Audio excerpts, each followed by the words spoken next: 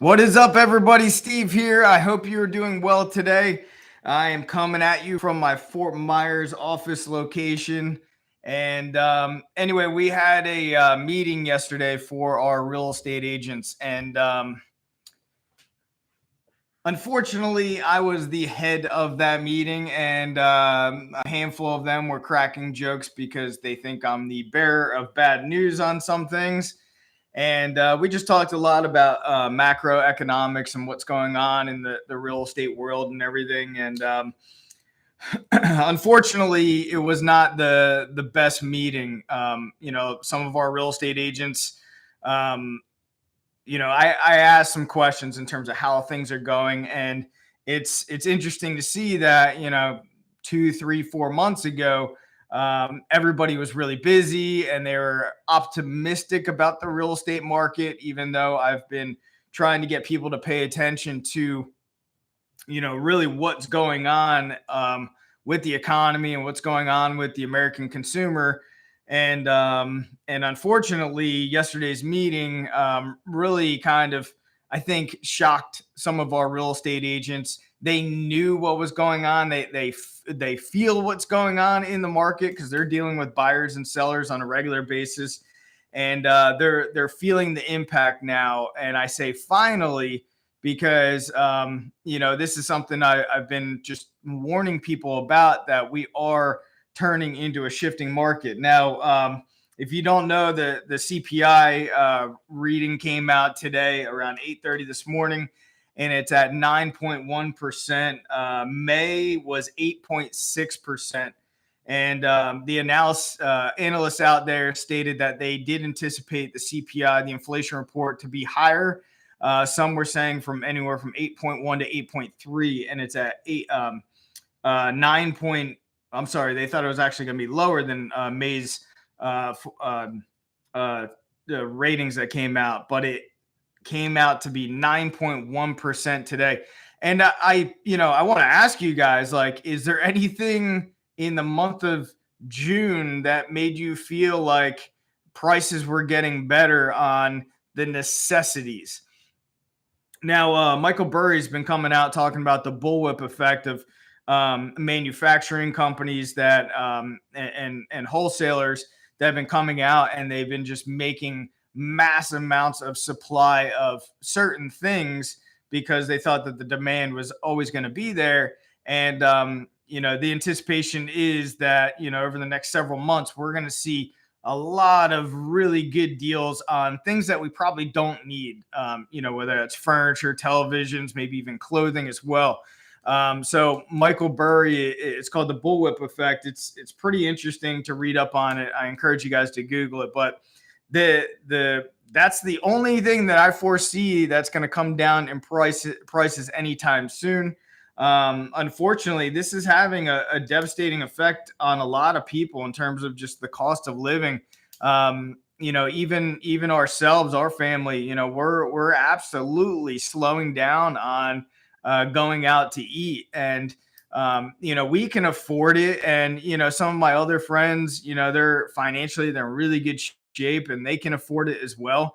And but everybody's cutting back, and that just has a trickle effect across the board, because this is affecting the bartenders, it's affecting the people in the restaurants, it's affecting the restaurant owners. So everything that, with prices increasing, it has a adverse effect on everything else. And we're going to see this happen in housing as well. Tomorrow at 6 o'clock, I've got another video coming out because I've been getting this question a handful of times, but why home values keep increasing. And it's strange because right now everybody can see that home prices, or the transactions in real estate has slowed, and obviously because of the high prices and higher mortgage rates. But the data that we're getting is home prices, or the actual values, are still remaining high. And we're going to talk detail in that video. And that's going to launch tomorrow, July 14th at 6 o'clock. So you guys might want to stay tuned for that, because I kind of just break down the lagging info and what we can expect, and my prediction of what we're going to see happen in the fall with real estate prices. What else we got here? So the Fed, they're talking probably another 75 basis points, but I can tell you, I think that based on this report, and there's no let up on price in terms of the cost of things, I think the Fed is actually going to go much higher, maybe even double that. I hope that they do. I mean, unfortunately, it has to happen, and inflation is just getting out of control, and I don't think that the Fed even understands how bad it is, because you got to understand these politicians and the people on the board of the Fed and everything, it doesn't really affect them. They have millions and millions and millions of dollars, and they're getting handouts, and they're doing backdoor deals and everything else, and they don't feel inflation. So it's going to take a lot to combat inflation. Now, how this is going to affect housing is, I talk about this in the video that launches tomorrow, in terms of when we're at the peak of a housing bubble. There's a time period where it drops down, and I figured that at that drop, maybe mortgage interest rates might come down, and then there's a jump back up and some normalcy, and then we see a sharp decline. I don't see the Fed being able to go back to quantitative easing and buying mortgage-backed securities, and I don't see the Fed stopping raising rates. So I think that we're going to see the cost of debt across the board just become more and more expensive, which is going to push our housing market into just a decline. There's a lot of other stuff going on right now too, even like auto loans, the 1.3 trillion in auto loans. There's a whole lot of defaults coming in the auto loan industry, which is an indicator of a recession. I truly believe we're in one right now, and time will tell. But with people giving up their transportation, that's not necessarily a necessity, because people can figure out other forms of transportation, whether that's carpooling with somebody, or public transportation, or a scooter or something, or selling or getting the vehicle getting repossessed, and then they pay cash for a cheap vehicle to get by. But that's a telling sign with the auto loans and the high default rate going on right now, and the repossessions that are going to be happening. Now, there's going to be a lot of opportunity. I've been mentioning this too, is just being, preparing for this opportunity, and it's across the board. I think that there's going to be so many things that people are going to be able to buy on the cheap, a lot of different assets, real estate, stocks, bonds, not necessarily bonds, but any kind of toys. I think that a lot of people were not necessarily, during the pandemic, there's a whole lot of stimmy checks and everything else, and people thought that was going to go on forever. And unfortunately,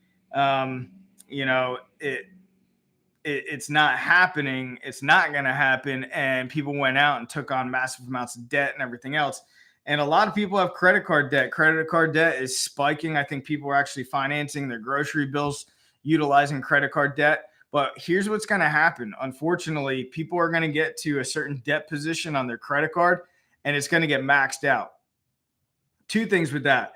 They're no longer going to be able to put anything else on that credit card, because odds are they're paying just minimum payment on that. And also, usually when you get over 50% of the allowable balance on the credit card, that's going to actually bring down, if you go over that amount, it's going to bring down your actual credit score.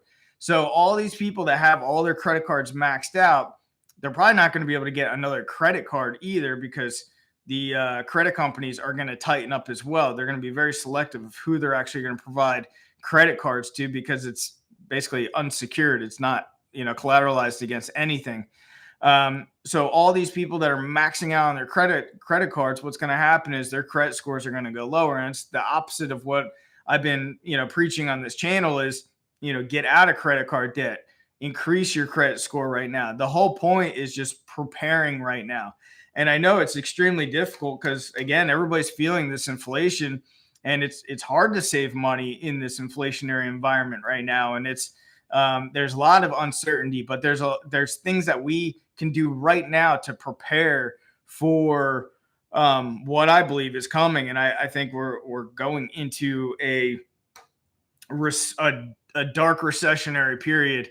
And if we're prepared now for that period, and let's say it's 12, 18 months down the road when it's really maybe at its peak, then we're going to be able to capitalize on it. And unfortunately, we're going to capitalize on other people's mistakes, and it happens. And guess what? We all make mistakes. I've made mistakes in the past, and others were able to capitalize on it. And I learned from those mistakes. So I got a favor to ask you. I follow a lot of different economists and other guys on YouTube pertaining to real estate, the economy, macroeconomics. Let me know in the comment sections if there's anybody that you follow, maybe that I am not following right now, that you find that's reliable, that's very interesting. If you could drop that in the comment section for us, because I think, and that'll help not just myself, but any of our viewers here. I think that's going to help us because we want to follow the best of the best and follow, what information they're putting out there. And also I want to follow different opinions. I want to follow people that have opinions on, that think that the real estate market is going to go up forever. I want to see what their defense is on something like that. So I do want to get other people on YouTube that I can follow. So if you guys have anybody that you follow on a regular basis that you're like, dude, you got to follow this person. Me personally, I've mentioned these people in the past. Peter Schiff, I think, is a reliable source. George Gammon, another reliable source. Economic Ninja, he's another one as well. But yeah, if you guys know anybody else, just throw them in here. Jeremiah Babe, yeah, he's good too. The wealth of information. I appreciate that. Very good content from that guy. Another thing, Loan Depot cut 5,000 jobs in 2022. It's like every time I look at all the news articles, we're just seeing more and more layoffs in the mortgage market. If you guys, and I just want to do a fair warning, and you guys still might be busy if you're in the industry, but construction, whether that's new home builds, remodels, or whatever the case is, I would say, just be aware that you might have a slowdown. And there's going to be, especially with the inflation where it's at, there's going to be a slowdown in construction as well as remodels. So let's say you do remodeling for a living, you may see a significant slowdown. And you might have to pivot, and go after maybe more affluent clients, the people where inflation is really not affecting them. You might have to, start marketing to a higher end communities for your business. So I would just say be aware there. Also be aware if you're in the restaurant industry. I know the first thing that's going to go in terms of disposable income is going to be for travel, leisure, and going out and eating and everything. So if you guys are in any of those industries, I would say be aware and hedge your bet too. Like, is there a side hustle? And I know we've talked about in the past, a side hustle doesn't hurt anybody. If anything, you create this side hustle and you learn from it. And quick story on that too. So I knew that I wanted another little side hustle because I honestly, I got bored. After we sold our real estate company, I really did. I got bored. And I wanted to start researching online income and how I can make money there. And these guys from it's called Income School. This guy Jim and his partner, I forget his partner's name. Anyway, they teach you how to basically make money on creating a website and blogging, and you utilize SEO. in order to organically drive traffic to a website. You make money from it, from Google AdSense. Anyway, I was doing that and, making money on the website. I thought it was fascinating because once you write these articles, money starts coming in.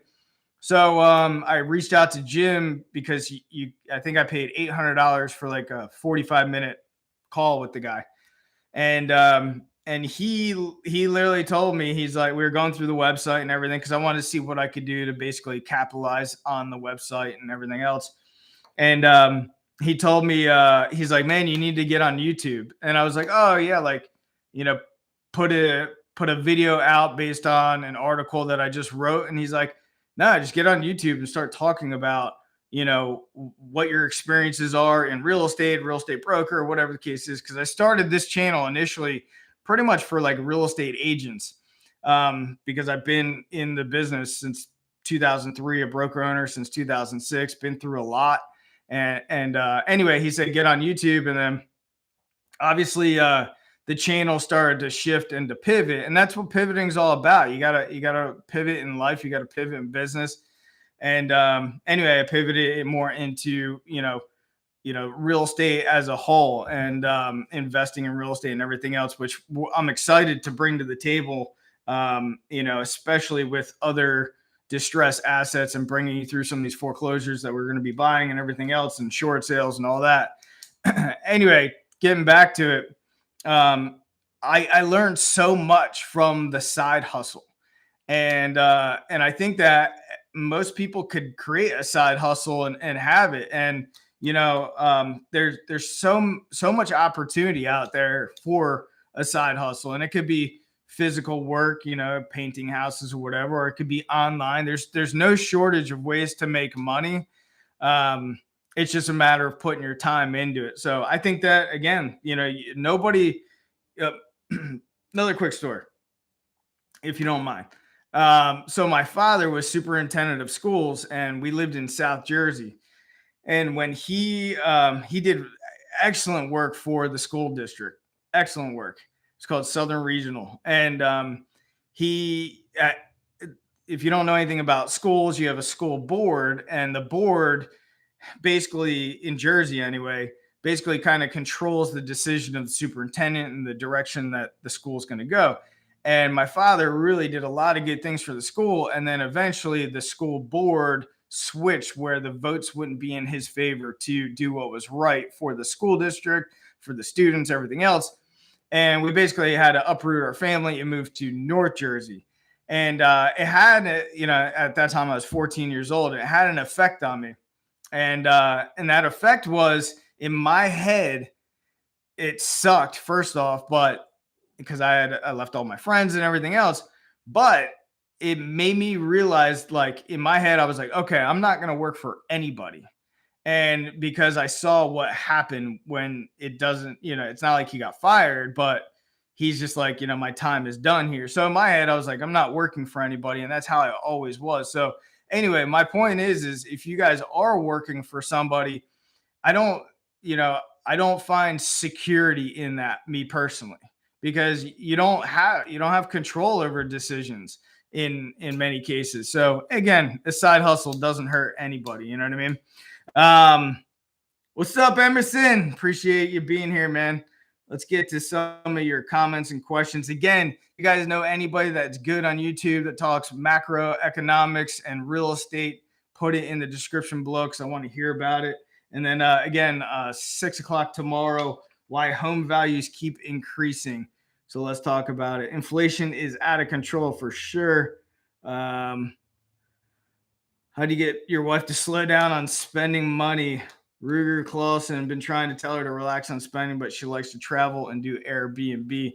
Yeah, that's tough, man. When people have certain spending habits, it's tough to break out of them. My mother had a really bad spending habit. She, rack up credit card debt, and that was always a battle for my parents, man. So I get it. I don't actually, one thing that we did with my mother was literally put her on an allowance. She was basically a stay-at-home mother, and talking to my dad, he was frustrated. I was like, put her on allowance. Don't give her any other credit cards. Give her basically an allowance. Ms. Beth, actually, you just said it. Give her allowance. Nice job. You're smart. First, I make 6 month spending report to show her how much unnecessary spending. Yep. Is our money safe in the banks? I did another video on this. If you guys want to check it out, Melissa, I like the number 1111. I broke down the different banking institutions. I'm in different banking institutions as well as credit unions. So take a look at that video because I kind of break down the differences there. I don't know, man. There's a lot of uncertainty in the market right now, and who the hell knows what's going to happen. But I do have, and I encourage you guys to have small bills, set aside just in case something does happen temporarily with the banks where you're not able to withdraw money. You want to have small bills ready to go so you guys can still basically conduct business and buy what you need to buy. Jeremiah Babe, yeah, he's I don't know if I'm saying his right. Anise, appreciate it. Uneducated economist. I follow that guy as well. He's awesome. He was actually, I was going to go to that Miami session with that for Rebel Capitalist with George Gaiman, and he was uneducated economist was there as well. I allegedly is a great channel. I follow that guy too.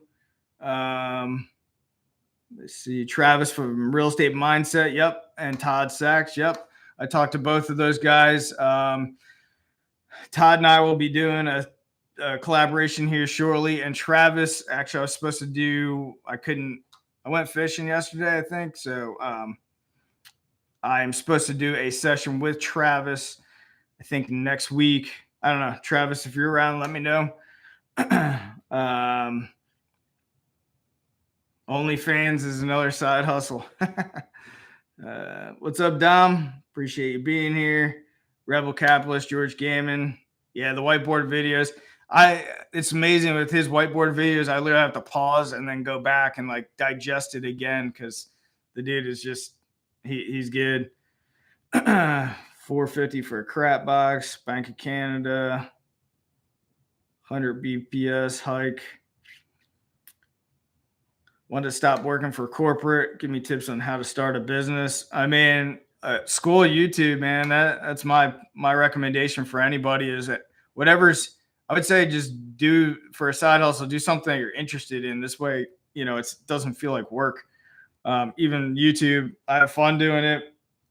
It's kind of my creative outlet. I enjoy it, and hopefully, I'm helping some people in the meantime. Reventure Consulting. Yep, he's really good. Stephen Van Metre. I'm not sure if oh yeah. He's always has that like, was it the Great Wall behind him or something? Emerson Fishing. Nice video. Check out Andy Emerson's fishing videos. He caught a shit ton of snapper the other day. Miami home prices are going to come down. Miami's got a lot of influx of a lot of different businesses and industries. So it depends. I mean, they had a big crypto surge go into Miami, but I still look at the Fort Lauderdale market because I want to get back into that market. And my people that are priced out of Miami are actually going into Lauderdale, which is bringing prices up there too. But I think it's a matter of time where the dust settles because businesses are probably not going to make as much money as they once were. Adam West, just discover your channel. I'm in the UK. Just glad my mortgage is fixed at 1.5% with 12 months to run. Then mortgage debt free at 45. Awesome job, Adam. Being debt free on your mortgage is hands down probably one of the best feelings, despite what people say in terms of like you can take that money and invest it elsewhere. It's a psychological thing for me being free and clear. Actually, I'm not free and clear on any mortgage right now because I cashed out of everything. So I'm waiting and making offers, still making offers. But they're low offers. Feel like Cape Coral builders and existing homes will come down significantly in price. Brian actually had our call with our agents yesterday, and I said that Cape Coral is probably going to be one of the most hurt markets in Southwest Florida, just because of the amount of building going on there. And every time they name Cape Coral or some of these other areas as the hottest real estate market, that they have been doing literally over the last 12, 24 months, then I think the writing's on the wall for a lot of those.